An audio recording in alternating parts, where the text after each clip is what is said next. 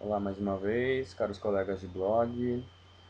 Venho através desse vídeo conversar um pouquinho com vocês sobre a psicologia no âmbito hospitalar.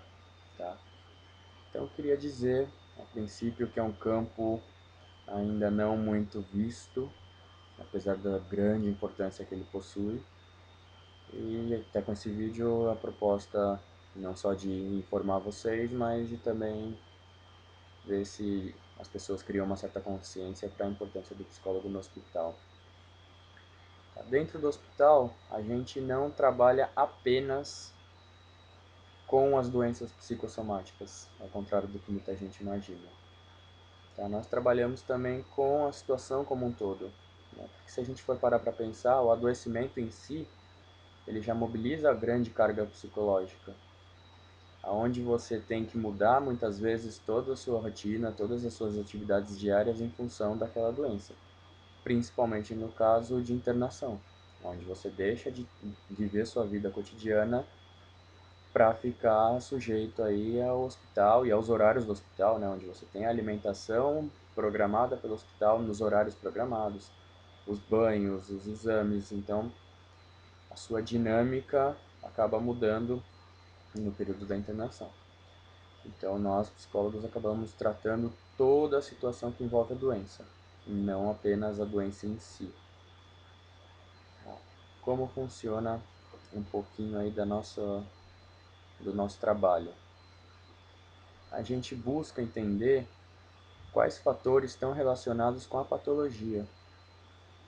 Tá? Então a gente vai avaliar aí nas relações interpessoais que esse paciente possui, o contexto familiar, o contexto do local de trabalho. Então a gente vai tentar fazer um apanhado geral da vida dessa pessoa para tentar entender um pouquinho mais de quais fatores podem estar envolvidos não só no adoecimento, como também na manutenção dessa doença.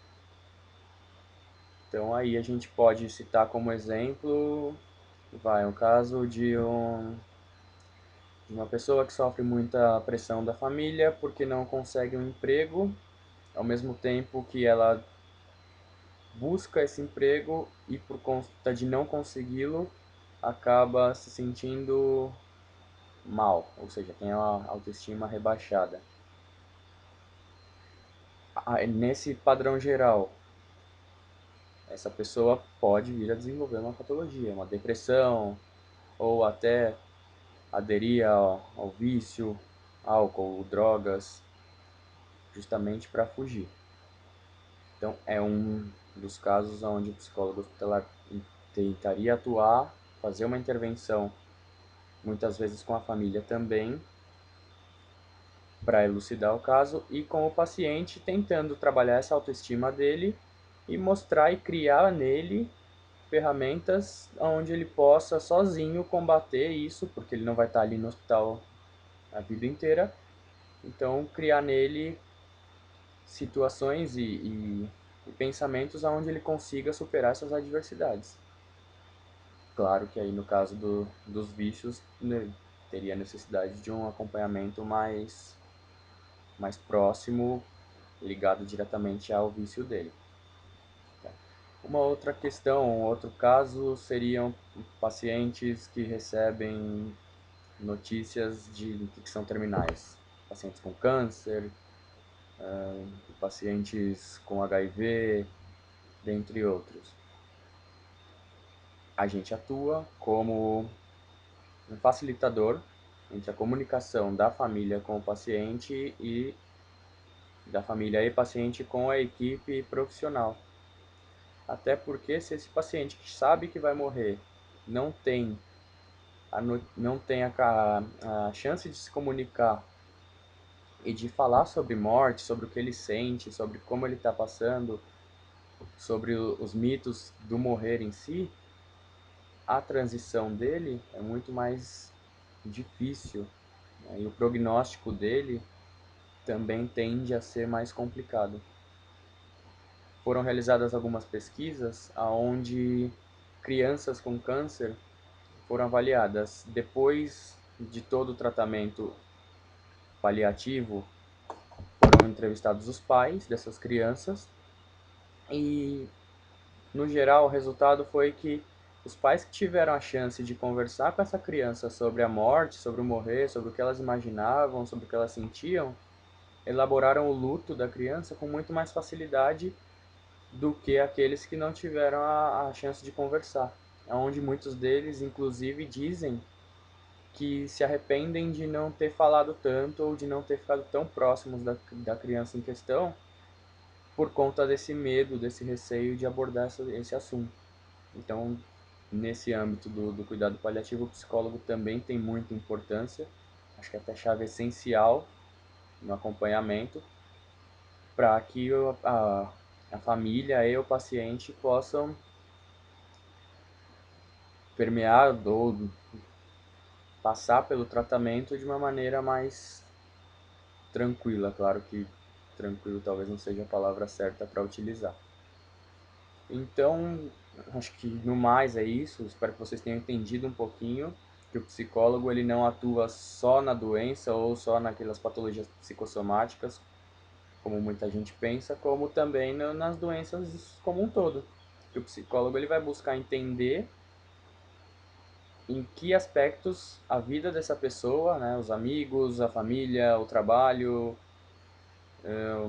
o ambiente como um todo, até o temperamento, a personalidade dela, de que maneira esses fatores influenciam ou interferem para que ela desenvolva a doença e para que ela continue com essa doença, tá? Sendo que até em alguns casos as pessoas mantêm a doença como um ganho secundário, ou seja, aquela pessoa que se sente muito só, muito isolada, que desenvolve aí uma patologia e começa a receber cuidados. Em muitos casos, essa pessoa, através desse cuidado, dessa atenção que ela não tinha antes, e ela passa a ter agora com a patologia, ela tende a permanecer nesse estado como um ganho secundário, que seria a atenção que ela não recebe no dia a dia.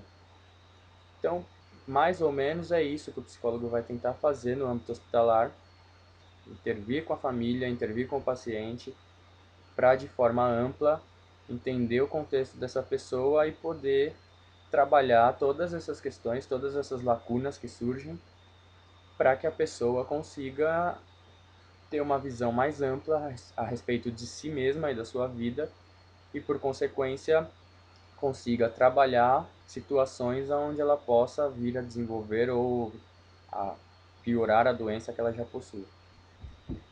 Acho que no básico é isso. Se vocês tiverem dúvidas, por favor, contatar o e-mail psicologotiago@gmail.com. Qualquer comentário, aviso, fiquem à vontade também. E se vocês acharem um assunto interessante, um assunto necessário, mais pra frente eu posso até falar um pouquinho sobre isso com maior profundidade. No mais é só. Agradeço aí a todos vocês pela quantidade de visitas. Já temos mais de 300 visitas em pouco mais de 2 semanas, ou pouco menos de 2 semanas, não sei ao certo. Então, continuem aí, no que eu puder ajudá-los, me coloco à disposição. Tenham um bom dia, até mais.